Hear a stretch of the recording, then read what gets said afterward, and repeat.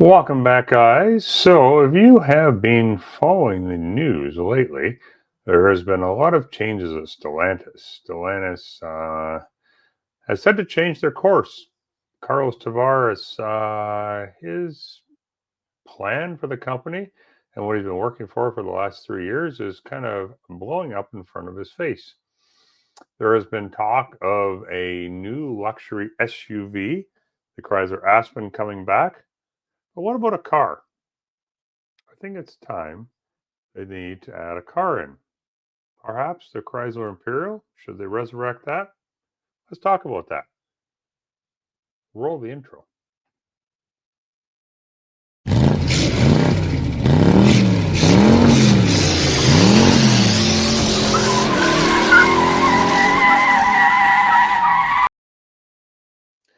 This is definitely a very interesting time for Stellantis right now. Carlos Tavares basically doesn't know what to say these days. His entire plan, his direction for Dodge has fallen apart before his eyes. His EV dream is running on dead batteries. And why? Well, basically, it can all be tied back to the huge change coming in the political climate in the United States. Uh, you know, EV mandates are going away. Emission standards are being frozen and possibly rolled back. We'll see. So, a lot of people will say, just because, oh, this is just the United States, it doesn't affect us. I'm in Canada, I'm in Europe, it doesn't make a difference. Yeah, it does. I mean, how is a company going to offer vehicles that people want to buy, exciting vehicles, to only Americans? There's going to be public outcry from people if they're not allowed to have these vehicles in their country. Germany, which is, probably the most powerful country in Europe, I would argue, I don't see them not allowing their people to have the cars that they want to buy. I mean, they're known for performance cars with BMWs and whatnot. So, yeah, but I want to talk about the Chrysler brand.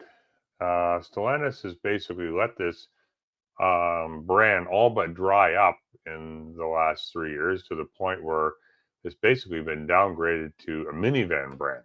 I don't think it needs to be a large brand, but a smaller niche brand with underneath the Stellantis umbrella.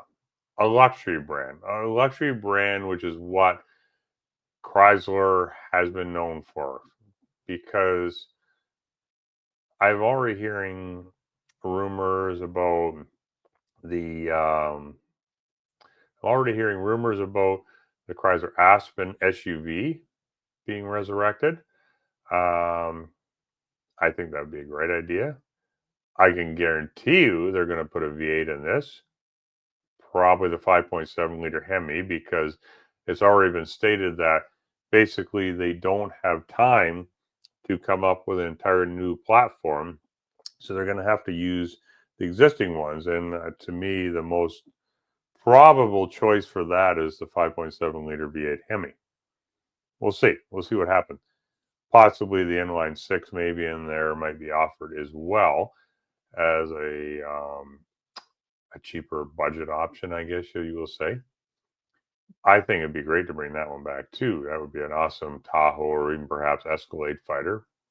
And I think that people will be far more likely to pay a larger price tag for a Chrysler Aspen than they would, say, a Jeep Wagoneer that's coming in at over $100,000 US. I mean, that's a tough sell. Try to sell people a Jeep for $100,000.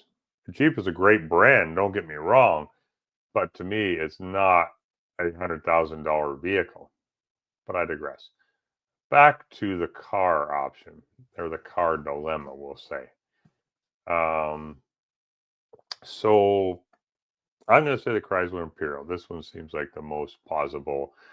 That's the luxury car from Chrysler that comes to mind for me first.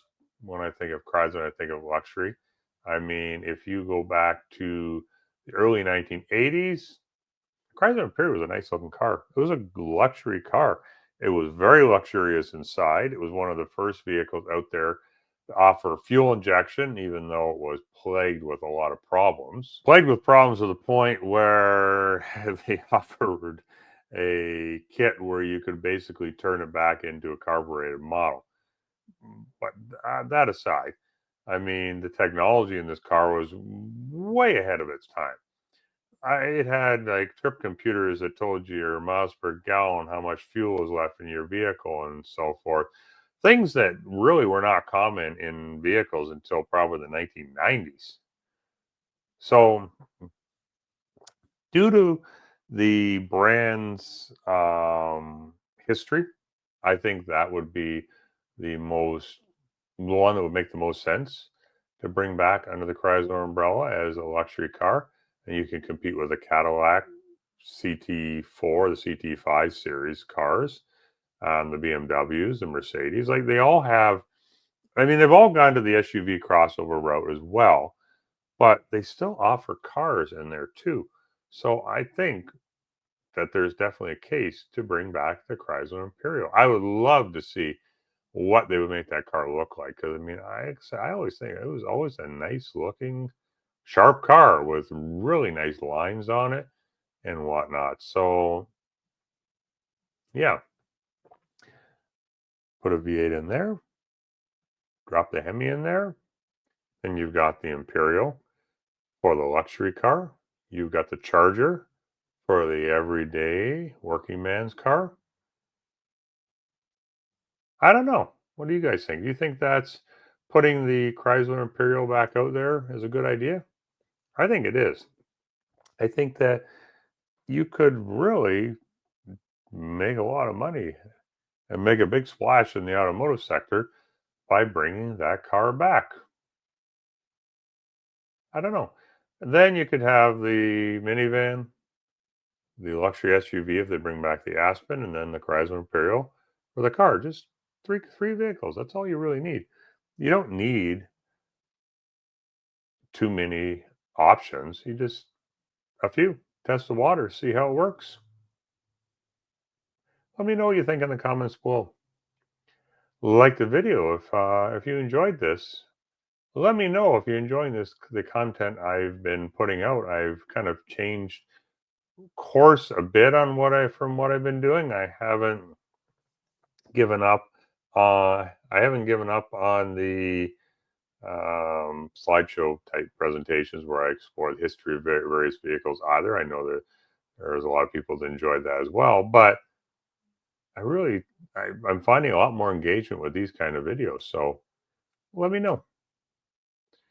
Anyhow, I will catch you guys in the next video. And until then, have yourselves a great day. I don't ever slow up, no I don't take shit. I got no love for the fakeness. If you wanna play tough and wanna hate this, I'll always show up. I don't ever slow up, no I don't take shit. I got no love for the fakeness. If you wanna play tough and wanna hate this, I'll always show up and make a statement.